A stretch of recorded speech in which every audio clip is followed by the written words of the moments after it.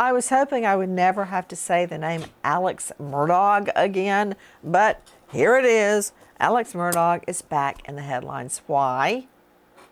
Because shirtless selfies have emerged of Alex Murdaugh lounging on his bed without a shirt on. I can only hope he had on pants. I don't even want to go there. Joining me right now, a longtime friend and colleague, founder, director of the Cold Case Research Institute, star of a hit new series, Zone 7, and forensic expert. Sheryl McCollum is joining us. Sheryl, thank you for being with us. Does it never end with this man? Do I have to look? Have you seen his shirtless selfie, first of all? Do you remember Louis Gossard? Oh, yes, very well. Do you remember when Louis said, I'm going to have to gouge my eyes out to get this out of my head, or kill a hog to get this out of my head? That's how I felt. I felt the same way. When I saw this shirtless selfie, I actually physically looked away. I did not want to see that. I had a visceral reaction. And I'm with you. Well, that's a nice way of putting it. I can only pray he's got on pants and socks. Pants and socks. When he's laying in the bed and he's got the sheet pulled up over him, you can see something orange and something red. So I'm thinking those are his pants and his shirt.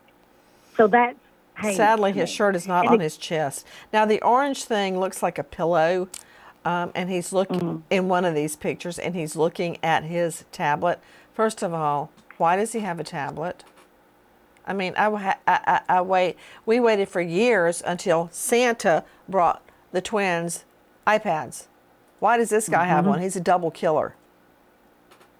He's a double killer.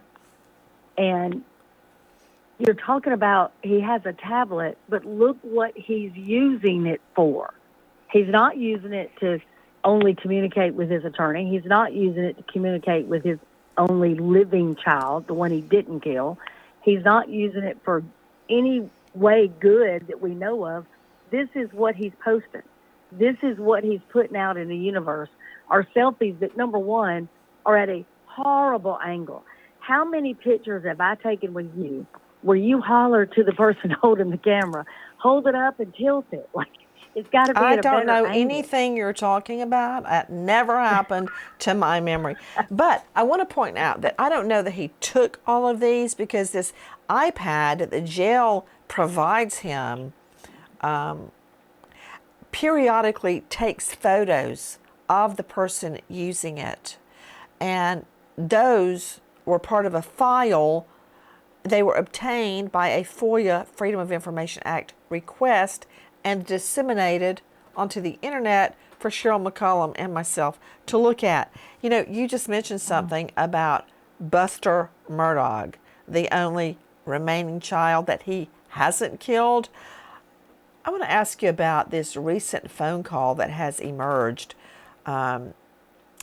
He calls Buster Murdaugh and starts the call with, "Hey, buddy." Now, we saw Buster Murdaugh stand by his father throughout the trial. I looked at the back of his head every single day he was in the road in front of me. And I could see, you know, everywhere he would look, so I could figure out what was interesting to him, what he thought was significant. I saw his girlfriend, who is a lawyer. Is she a lawyer now or a law student? She's a lawyer. She's graduated. With him every single day. The whole family would be dressed to the nines. I mean, designer clothing. They would look awesome as they would come into court. And I wondered what was going through his mind. The love for his father versus knowing the father. I guess he knows, unless he wants to, you know, reject the theory that his father killed his mother and brother. Remember that, Sheryl, in the last days, a phone call from Murdaugh to his son Buster has emerged. And Buster really gets off the phone really quickly. He says he's on his way to, I don't know, Hilton Head, I believe, and can't talk. Right. There's a couple of things in that. I don't think he wanted to talk to him. I think after the trial, it became so not only clear to him what happened, but the magnitude of what he himself lost.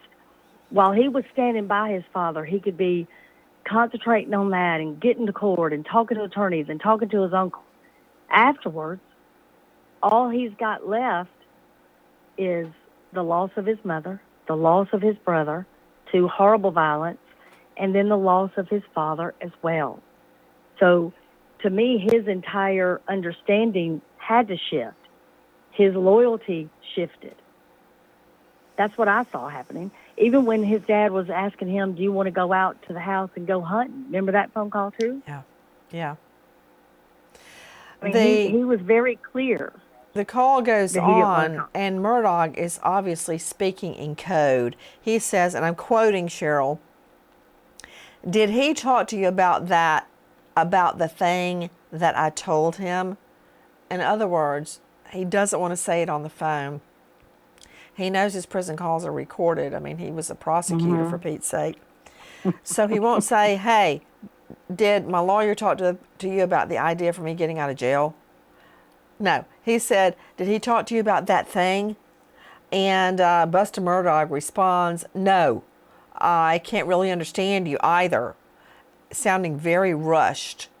So then Murdaugh responds, I'm going to leave word with Jim, who is one of his lawyers, and he'll be in touch with you. Then there's a pause, and he says, love you. Buster Murdaugh responds, love you too. Murdaugh says, proud of you. Then there's a very stilted thanks. And then that was the end of the call. Proud of him for what? Because he's carrying on in a horrible position his father has put him in? He's in the worst position imaginable for anybody, especially at such a young age. You know, and here his dad, I'm sure, is thinking he's going to have all these appeals and all these things are going to happen. But this isn't the first time to me that he's talked to him in code. Again, when he's asking him if he wants to go hunt at the property, he specifically is saying, do you want to go deer hunting? And then he says, yeah, there's good bird hunting. Well, if you remember, 2 different weapons were used during the murders. One that you would typically go deer hunting with and one that you would go bird hunting with. And he, to me, that's what he was talking about. He was talking in code then as well. So it's not surprising to me that he's trying to get people's attention. It's not surprising to me that he's got earbuds in and using a tablet and looking stuff up. This is all he has to do now.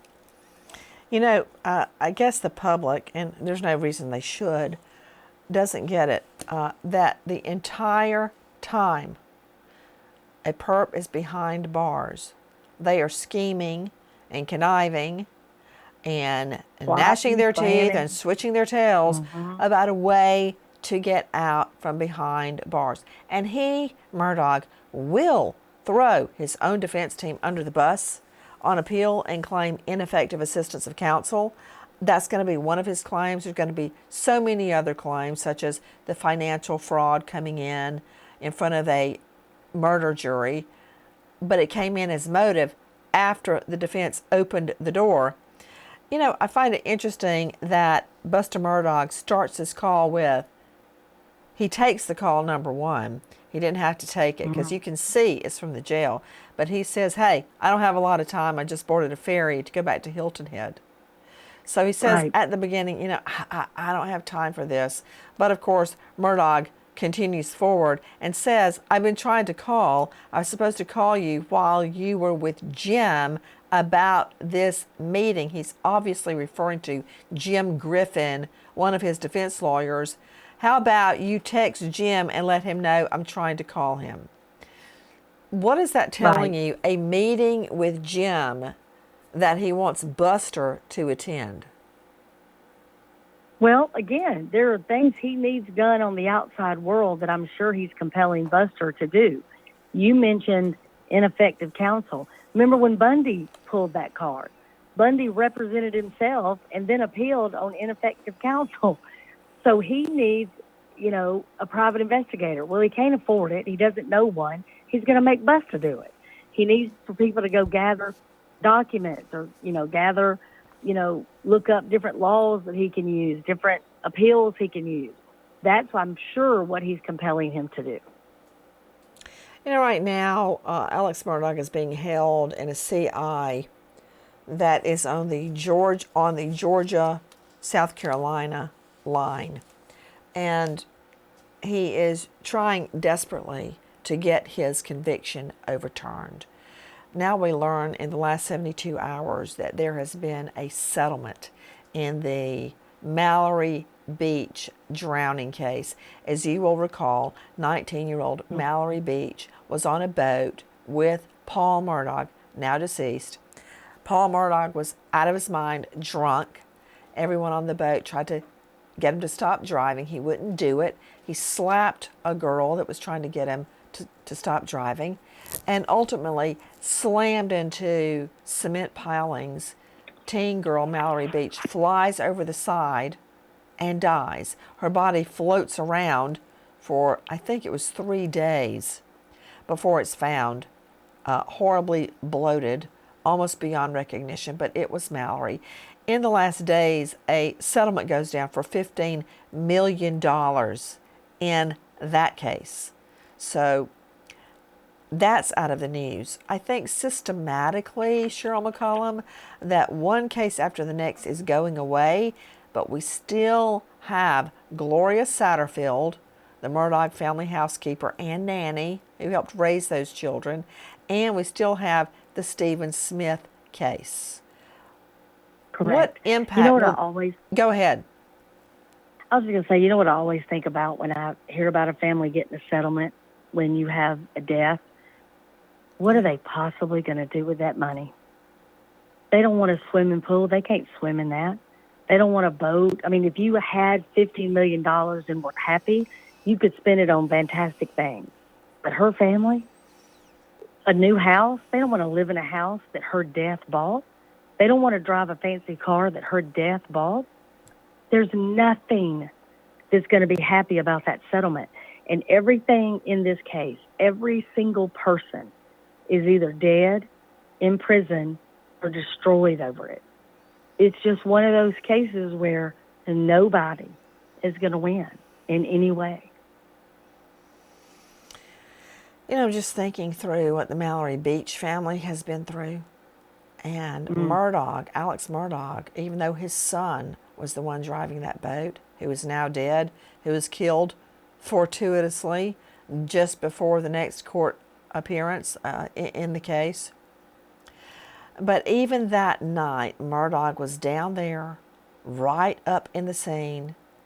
Mallory Beach's parents were not allowed down there, but Murdaugh was. And then he hightailed it over to the hospital to start convincing the witnesses not to talk to police. With his badge. Yeah, with his badge, trying to convince them to use him as a lawyer the same way he did in Satterfield. That's not over yet. Yes. What? For people to understand, you were a prosecutor for a decade. I don't ever recall a time you pulling your badge out, not at a restaurant to get better seats, not at a traffic stop to get out of a ticket, not to show you've got some kind of power over somebody. So again, when he left his house, he chose to grab that badge to take. He did that before he ever even went and checked on his own child. So just think about that mentality, that I'm going to cover something up more than I'm going to protect these young people that have just been through something horrific. I would never misuse my badge. Never. Ever. It's part of my identity. I'm proud of it. And when I heard that about him, remember how he went to the hospital, the badge folds over in a little, like a leather case, like a little wallet, and it just folds open like a book. He had the backside of it, with probably his picture on it, in his pocket with the badge itself hanging out of his pocket. So when he walked into the hospital, you could see his badge right there. The degree of misuse and deceit of Alex Murdaugh it's stifling, and he's still at it. You know, interesting, these tablets that are given to the inmates there in the CI Correctional Institute, I think is basically like a sedative.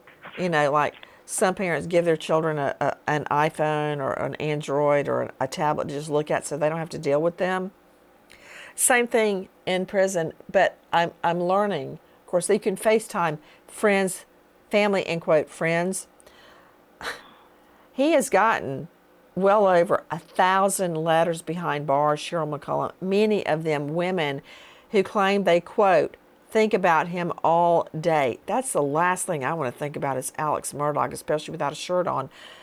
But people are obsessed with him. That's who he's FaceTiming and talking to, other than conniving to get out of jail and have his case reversed. What is with these women? I don't get it. Do you remember the inmate, African American, with the beautiful eyes and the beautiful skin, and everybody just went crazy saying he should be a model because his mugshot was just Oh, you mean so the so-called incredible? hot felon? I did not consider him hot. I focus more on the felon part than the hot part. Okay. I can at least understand why he would get somebody's attention. Alex Murdaugh, if you saw any of them selfies at that horrid angle from the floor up, why you would ever write that man, I don't know. I ain't never been that lonely or hard up, ever. Okay, let me think that through just a moment. Oh, yeah, I would have to agree you've never been that hard up. But think Ever. about it, Sheryl McCollum. I mean, these women want somebody that can't cheat on them, that is not going to run around, that they can contact whenever they want to. They always know where he is. I don't know. You could get a pet for all that, you know. Well, But let's be grown. Let's be real grown. Of course he can cheat on you. well, yeah, right. Absolutely. With another inmate, 100%. or Yep. with other women on FaceTime, or Yeah, whatever so enjoy mode that. he uses. So, what do you think he's conniving right now? You still got Satterfield left. You've still got Stephen Smith left to be dealt with, and I just wonder if authorities have ever tried to connect him to any other disappearances or deaths in clients, in dopers, in potential witnesses. I really think they need to scour the files and find out if there are any other unexplained deaths or missing people connected to Alex Murdaugh. I really do. Well, I think he gives himself away when he tells Buster, I've been trying to call you. I've been trying to call my attorney. People are not calling him back that he thought were going to be loyal to him. He stays in spin mode. So he's spending all his time telling these women how he was railroaded. They're not looking for the real person. I've got nothing to do with Stephen Smith. I don't have anything to do with the housekeeper. That was a horrible accident. He's going to stay in spin mode, and whoever jumps on that train and starts to support him, that's how he gets stamps. That's how he gets money on his books. That's how he spends time, because he's got some type of connection to the outside world, because his brothers ain't going there every day. Buster clearly ain't there, and now the attorney won't even call him back. So that's how he's not just sitting in a cell by himself. He does have communication. He can FaceTime. He can write. He can email. And that's what he spends his day doing. Also, he has something to look forward to. The trials on all of the financial crimes. 99 counts of pure out stealing. Again, I don't know what woman, even if you could convince yourself he's not guilty on the murders, is he not guilty on 99 counts of financial fraud? Who wants a fraudster? Right. Well, here's what he's probably telling her. Look, maybe I am or maybe I'm not guilty, but if I plead not guilty, I get to go to the courthouse, and you can come sit in the courthouse and we can see each other in person. This is a con artist. This is somebody that has lived lies since he was probably 5 years old. We know that nothing that he told his partners at the law firm was true. Nothing he told his wife was true. Nothing he told his children were true. Nothing he told his brothers were true. This is what he is. He is a con artist, a swindler, and a liar, beyond being the killer and, everything he's done with the financial crimes. You know what I think, Sheryl But he McCollum? lies about everything. I think that it's very possible that all of the murders, all of the crimes stem from one of the 7 deadly sins: greed. Greed. Let's see, what are they, Sheryl? You've got lust, you've got sloth, gluttony, greed, pride, jealousy. Oh, what's the 7th one, Jackie? What is the 7th deadly sin? Anger. Anger. I think that was it. 7. Okay, I can't believe I got those. Okay, hold on. Greed. Because many people believe that it was the financial downfall of Alex Murdaugh, which culminated because of the Mallory Beach case. He was going to lose everything. That was his boat. They were coming after him via his son, Paul, who was driving the boat. They knew that Paul drove drunk, the car and the boat. They've even been accused of cleaning up scenes where he would have a crash or go down into a ditch, and they come, instead of saying, hey, are you guys okay, start cleaning out the beer cans. They knew. So on the eve, essentially, of that going to court, suddenly Paul and Maggie are killed. Greed. He didn't want to lose money in that lawsuit regarding Mallory Beach. That led, I believe, to the deaths of Paul, the murders of Paul and Maggie, and all of his financial crimes were all about greed and supporting his lifestyle. 100%. Because he knew that lawsuit was going to undo this whole house of cards. They were going to find out everything. They were going to find out the checks that he misappropriated, the results from the other lawsuits where he took victims' money and didn't, give it out like he was supposed to. It was all going to come out, every bit of it.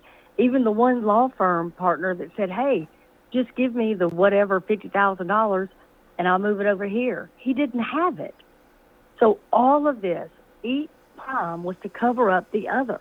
So once the boating accident occurred, then it's going to all come undone, and it's going to unravel very quickly. And that's what happened. Even with what he did, he thought this is going to stop that lawsuit. It's not going to stop the lawsuit. It paused I think the parents, the family Mallory Beach, probably could have gotten a lot more money.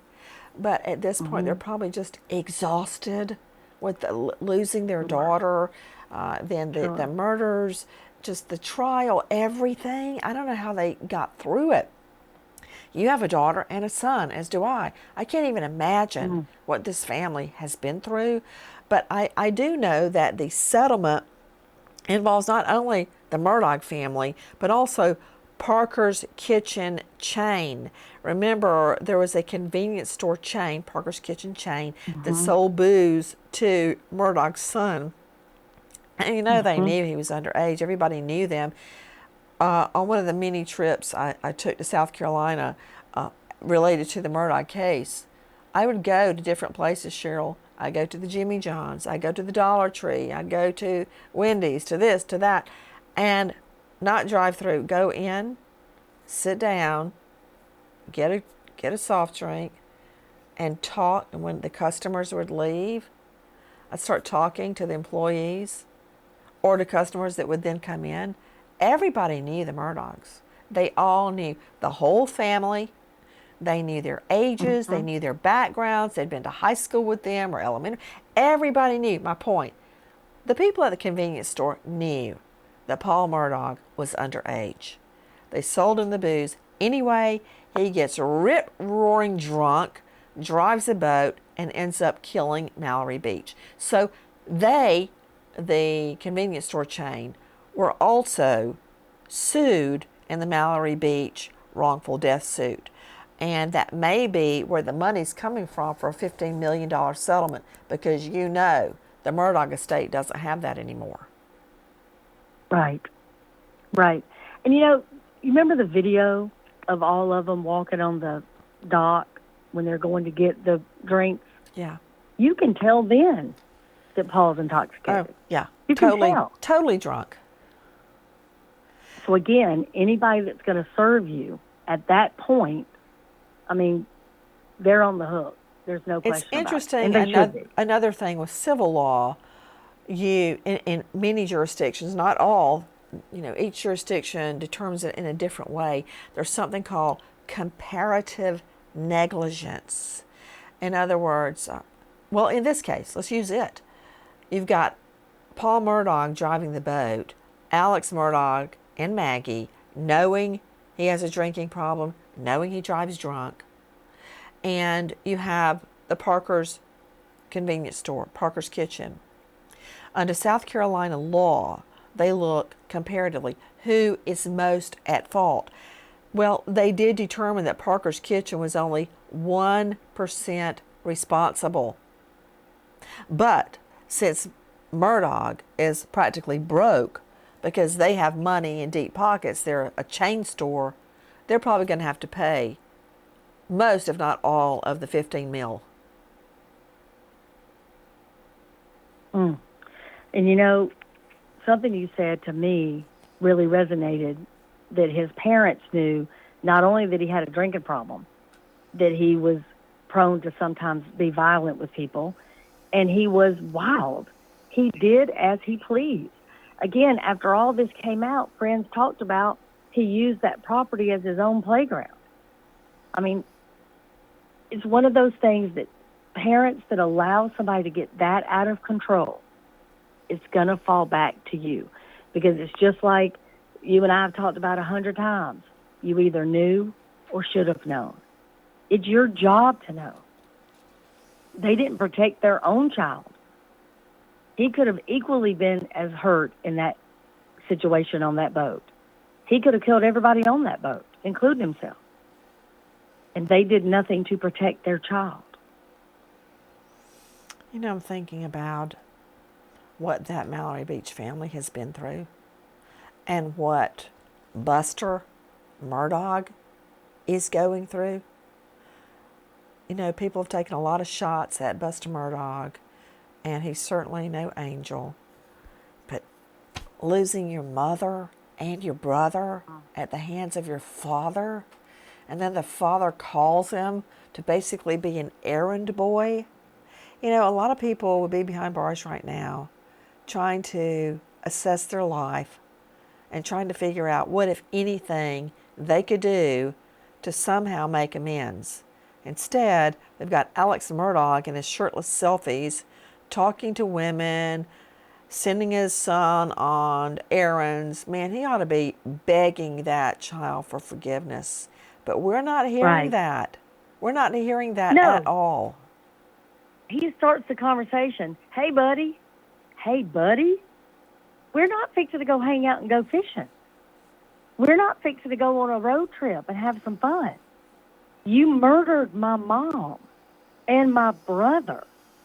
So for you to just so cavalier, hey, buddy, there's something wrong with that man at a level I don't even know how to articulate. You know what? I think, of course, I'm no shrink, but he is only concerned with himself. It's the Alex Murdaugh show, and everybody's just a bit player. It's his world, and we're all just living in it. Everybody is for his use and disposal. And you know what, Sheryl? I don't think he'll ever get that for the rest of his life. I don't think that he will ever realize what he has done to other people. And you know what? To hell with him. Let's go. Hey, I think you've been looking at those pictures, Sheryl. I'm going to blow I'm one telling up your and frame husband. it for I'm telling your husband. We ain't heard the last of Alex Murdaugh, okay? We have not heard the last of him. Bye, buddy. See you soon. Guys, thank you for watching Crime Online with Nancy Grace here on YouTube. To get the very latest, subscribe to Crime Online here